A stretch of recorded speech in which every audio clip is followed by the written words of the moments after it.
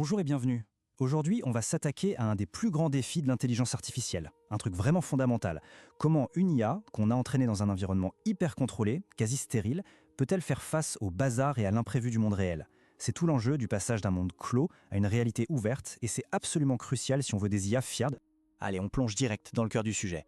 Imaginez une voiture autonome, un système de diagnostic médical, ou même juste un truc qui trie vos photos. Que se passe-t-il quand cet outil, pourtant si bien entraîné, tombe sur un objet, une situation, une donnée qu'il n'a littéralement jamais vue? Eh bien la réponse à cette question, c'est la clé de voûte de la sécurité et de la fiabilité de tous les systèmes d'IA qu'on déploie aujourd'hui. Pour bien comprendre le problème, il faut voir les choses comme ça, en deux mondes. D'un côté, à gauche, on a le monde clos du labo. C'est le paradis de l'IA. Tout est propre, les données sont nickel, bien étiquetées, prévisibles. Tout ce que l'IA est censée rencontrer, elle le connaît déjà. Et puis à droite, il y a la vraie vie, le monde ouvert. Et là, c'est le chaos. C'est désordonné, imprévisible, rempli de trucs inconnus. Le vrai test pour une IA, c'est de réussir à faire le grand saut entre les deux. Ok, voici le plan de match pour notre analyse. On va commencer par explorer la zone de confort de l'IA. Puis on verra ce qui se passe quand tout son univers est chamboulé. On va essayer de démêler le jargon un peu complexe de ce domaine avant de regarder comment marchent les méthodes de détection. Ensuite, on ira plus loin que la simple détection pour voir comment une IA peut vraiment apprendre. Et on finira sur les énormes défis qu'il reste à relever. Première partie donc, la zone de confort de l'IA. Pour piger pourquoi l'inconnu pose un si gros problème, il faut d'abord comprendre l'idée de base, l'hypothèse fondamentale sur laquelle est construit quasiment tout le machine learning. Et cette fameuse hypothèse, c'est celle du monde clos. Pour le dire simplement, ça veut dire qu'on fait comme si le monde n'allait jamais changer. Le modèle s'attend à ce que tout ce qu'il va voir dans la nature ressemble comme deux gouttes d'eau à ce qu'il a étudié pendant sa formation. C'est une simplification, certes, qui est nécessaire pour l'entraînement, mais vous allez vite voir qu'elle est aussi profondément bancale. On enchaîne avec la deuxième section. Voyons maintenant ce qui se passe quand cette belle hypothèse vole en éclats. C'est là qu'on tombe sur le concept de données hors distribution, ou out of distribution en anglais. Cette citation, elle résume parfaitement l'enjeu. Pensez à une voiture autonome. Si elle est incapable de reconnaître une situation complètement nouvelle, ce n'est pas juste une petite erreur de calcul, ça peut avoir des conséquences dramatiques. Le système doit savoir ce qu'il ne sait pas, et surtout, il doit agir en conséquence. Par exemple, en rendant la main à un conducteur humain. Et c'est justement là que se cache le plus grand danger. C'est insidieux. Un modèle, il ne va pas forcément lever la main en disant « là je sais pas ». Non, bien souvent, il va prendre un objet totalement inconnu et le ranger dans une catégorie qu'il connaît avec un niveau de confiance de 100%. C'est ce qu'on appelle un échec silencieux. Les chercheurs ont même trouvé des noms assez géniaux pour ça. L'arrogance du modèle parce qu'il est trop sûr de lui, ou encore l'agnostophobie, littéralement la peur d'avouer qu'il ne sait pas. Tout ça nous amène à notre troisième partie. Il faut savoir que ce domaine de la détection de l'inconnu est un vrai champ de mine de jargon et d'acronymes. Ça peut vite devenir confus. Alors on va essayer de mettre un peu d'ordre dans cette soupe d'acronymes.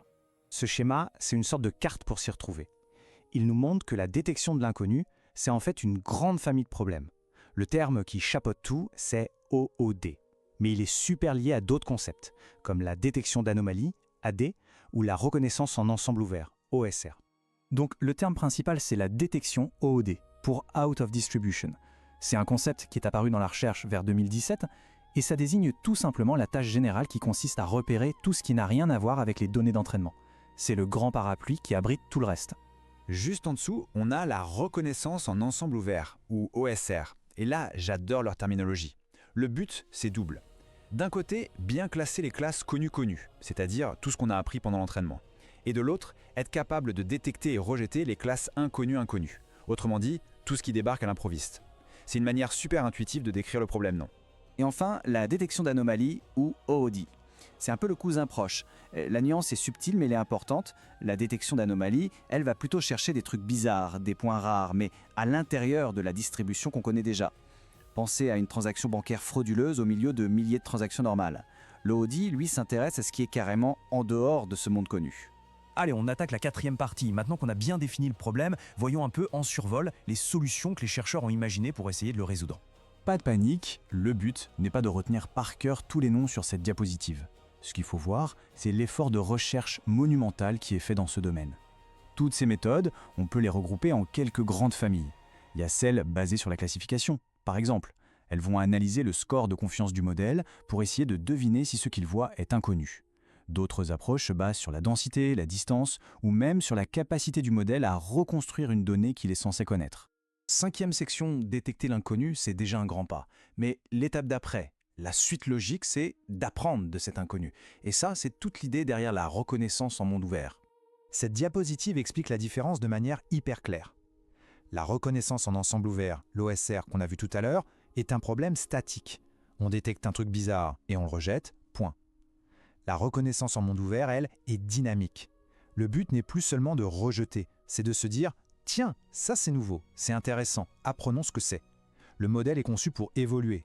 Et ce processus dynamique, on peut l'imaginer comme une boucle, un cycle. Le système tombe sur un inconnu, il le signale, un humain peut intervenir pour lui donner un nom, une étiquette, et hop, le modèle intègre cette nouvelle connaissance. C'est un système qui, en théorie, n'arrête jamais d'apprendre et de s'adapter.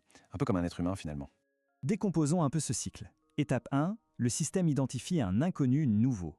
Étape 2, il a besoin d'un coup de main, souvent d'un humain, pour savoir ce que c'est. Qu'est-ce que je suis en train de voir ?